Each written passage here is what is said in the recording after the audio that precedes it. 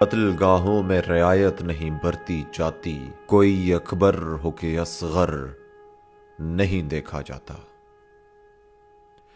ناظرین، یہ خون آلود ننھے بچے کا فیڈر دیکھیے، یہ گاڑی پہ پتھر برساتی اس مخلوق کو دیکھیے،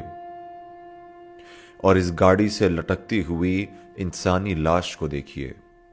یقیناً آپ کے ذہن میں یہ تصور آ رہا ہوگا کہ شاید یہ ویژولز غزہ، فلسطین، کشمیر، چچنیا، بوسنیا یا کسی اور خطۂ سرزمین کے ہوں گے جہاں پر مسلمانوں پر ظلم و بربریت کی نئی نئی داستانیں رقم کی جا رہی ہیں، لیکن رکیے، یہ ویژولز نہ تو فلسطین کے ہیں نہ یہ کشمیر کے ہیں، بلکہ آپ کے مملکت خداداد پاکستان کے صوبہ خیبر پختونخوا کے ایک شہر پاڑا چنار کے ہیں، جہاں پر لوگوں کو فقط اس لیے عبرت کا نشان بنایا جاتا ہے، فقط اس لیے ان سے جینے کا حق چھین لیا جاتا ہے، فقط اس لیے ان کے کھوپڑیوں میں گولیاں اتار دی جاتی ہیں، فقط اس لیے ان کی گردنوں سے ان کے سروں کو جدا کر دیا جاتا ہے کہ وہ ایک مخصوص مکتبہ فکر سے تعلق رکھتے ہیں جو کہ شیعہ مکتبہ فکر ہے۔ ناظرین، واقعہ کچھ یوں ہے کہ ایک نہیں بلکہ متعدد مسافر بسیں پاڑا چنار سے پشاور کے لیے سفر کر رہی تھیں، اور پاڑا چنار سے پشاور کے درمیان جو ہے وہ ایک ہی روٹ ہے، ایک ہی سڑک آتی ہے، اور وہاں پر متعدد بار ایسے واقعات ہوئے جہاں پہ لوگوں کو شناخت کر کے بسوں سے اتار کے ان کے شناختی کارڈ دیکھ کر ان کے نام ویریفائی کر کے اور اس بات کو یقینی بنا کے کہ یہ شیعہ مکتبہ فکر سے تعلق رکھتے ہیں، ان کو متعدد بار قتل کیا گیا، ان کی جانیں لے لی گئیں۔ تو حکومت نے فیصلہ کیا کہ اب سے جو بھی اس روٹ پر ٹریول کرے گا وہ سیکیورٹی ایجنسیز کے کانوائے میں کرے گا، یعنی سیکیورٹی ایجنسیز ان کو پروٹیکشن دیں گی، آگے پیچھے اور درمیان میں سیکیورٹی فورسز کی گاڑیاں ہوں گی، اور اس کے درمیان جو یہ مسافر بسیں ہوں گی یا جو بھی لوگ ٹریول کرنا چاہ رہے ہوں گے یہ اس میں ٹریول کر سکیں گے۔ تو اس طرح سے یہ سیفلی پاڑا چنار سے پشاور یا کوہاٹ یا پاکستان کے کسی اور شہر جا سکیں گے۔ لیکن آپ اس کو سیکیورٹی اداروں کا لیپس کہیے، فیلئر کہیے یا کچھ بھی کہیے، لیکن آج اسی کانوائے کو چیرتے ہوئے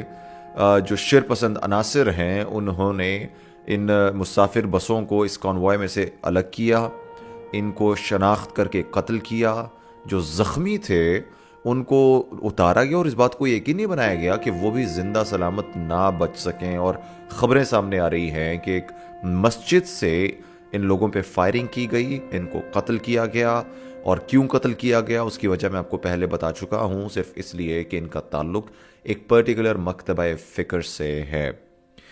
ناظرین، دنیا چاند پہ پہنچ گئی ہے، ترقی کر رہی ہے، کیا سے کیا نئی نئی ایجادات ہو رہی ہیں، کیا سے کیا نئی نئی تخلیقات ہو رہی ہیں، اور یہاں ہم ہیں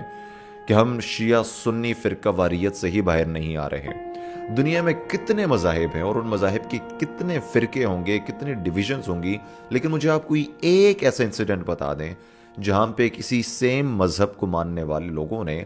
ایک دوسرے کا صرف اس لیے قتل کیا ہو کہ ان کی جو نقطہ نظر ہے وہ دوسرے سے ڈیفرنٹ ہو۔ یقینی طور پہ you will see no incident in anywhere in the world, لیکن پاکستان میں پرٹیکولرلی اور مسلمانوں میں بالخصوص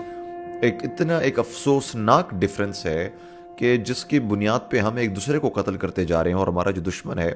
وہ ہمیں اس سب میں استعمال کرتا ہوا دکھائی دیتا ہے۔ اور یہ جو پاڑا چنار کا انسیڈنٹ ہے، یہ آپ کو لگ رہا ہوگا کہ ابھی ریسنٹلی جو ایک زمینی تنازع ہے اس کی وجہ سے پروان چڑھنا شروع ہوا ہے اور یہ سب اس کے ثمرات ہیں، لیکن میں آپ کو یاد دلاتا جاؤں کہ یہ جو انسیڈنٹس ہیں اور یہ جو واقعات ہیں یہ 1960 سے شروع ہوئے ہیں۔ 1961 میں ایک شیعہ مسجد پر حملہ کر دیا گیا جس کے بعد حالات بہت زیادہ خراب ہو گئے تھے، اور اس کے بعد ضیاء الحق کے دور میں جب طالبانائزیشن کا دور تھا، جب سنی اسلامک آئیڈیالوجی کو امپلیمنٹ کیا گیا، امپوز کیا گیا، تو شیعہ لوگ تھے وہ ظاہر ہے ان کو مارجنلائز کر دیا گیا اور ان کے جو عقائد تھے اس کو کسی قدر بھی پروٹیکٹ نہیں کیا گیا، جس کی وجہ سے وہ ٹارگٹ ہوتے چلے آ رہے ہیں تب سے لے کر اب تک۔ آج کی اس ویڈیو میں ہم ڈسکس کریں گے کہ کیسے جنرل ضیاء الحق کی جو پالیسیز تھیں اس کی بدولت پاڑا چنار کے حالات بہت زیادہ خراب ہیں اور خراب سے خراب تر ہوتے چلے جا رہے ہیں۔ لیکن یہاں پہ میں آپ کو ایئر وائز کاؤنٹ کروانا چاہوں گا۔ 1980 سے 81 میں جو افغان پناہ گزین تھے انہوں نے محرم کے مہینے میں شیعہ علاقے پر دھاوا بولا، اور وہاں سے جو ہیں وہ تمام تر جو شیعہ لوگ وہاں پہ رہتے تھے ان کو وہاں سے بے گھر کر دیا گیا اور وہاں پہ قبضہ کر لیا۔ 2007 سے لے کے 2011 تک پاڑا چنار میں اور کرم ایجنسی میں جو فسادات ہوئے، جو جنگ ہوئی، جو جھڑپیں ہوئیں، اس میں تقریباً 2000 سے زائد لوگ جو ہیں وہ اپنی جانوں سے ہاتھ گنوا بیٹھے۔ اب سوال یہ پیدا ہوتا ہے کہ افغان پناہ گزین اتنے مضبوط کیسے ہو گئے کہ وہ آپ کے ملک میں گھس کے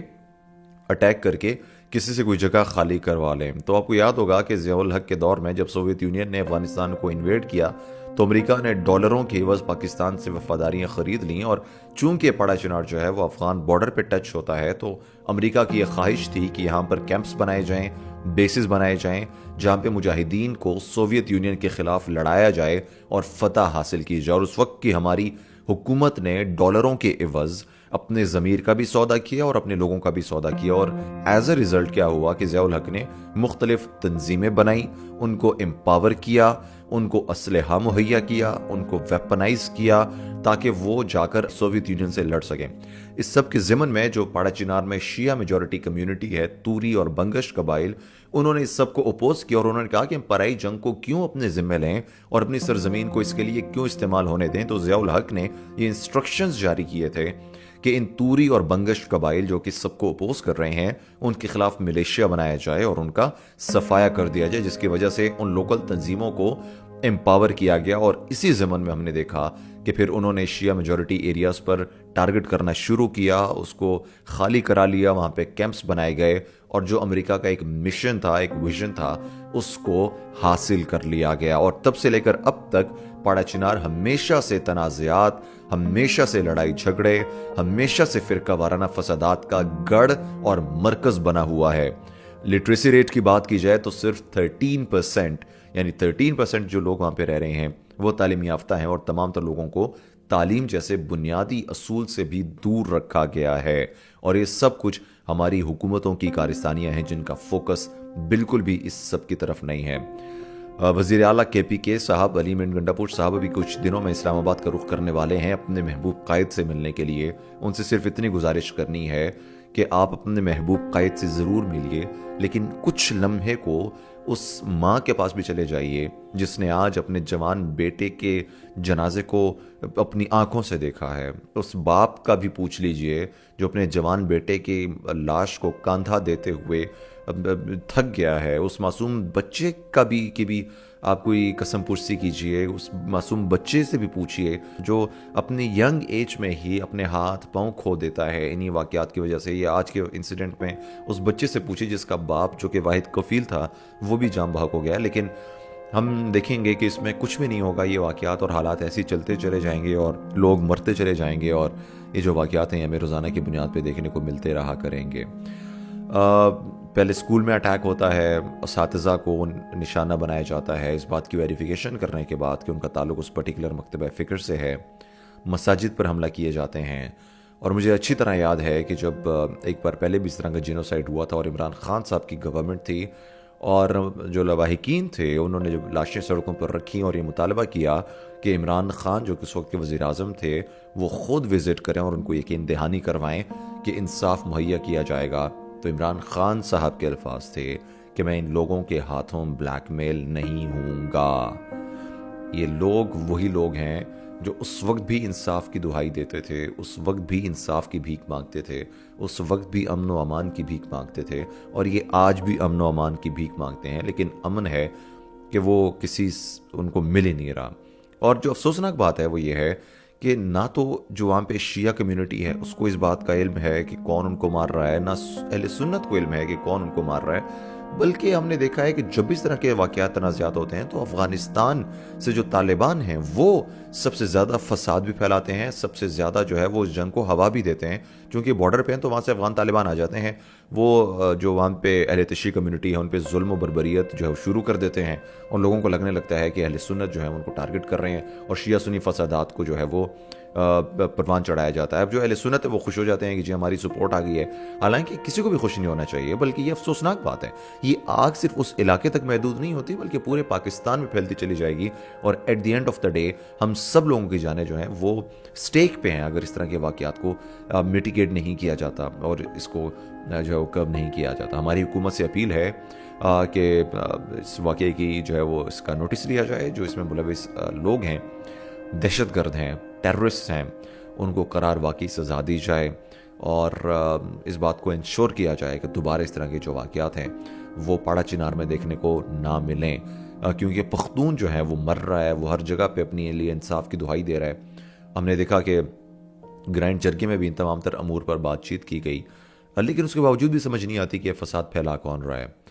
تو ہماری دعا ہے کہ اللہ تعالیٰ لواحقین کو صبر جمیل عطا کرے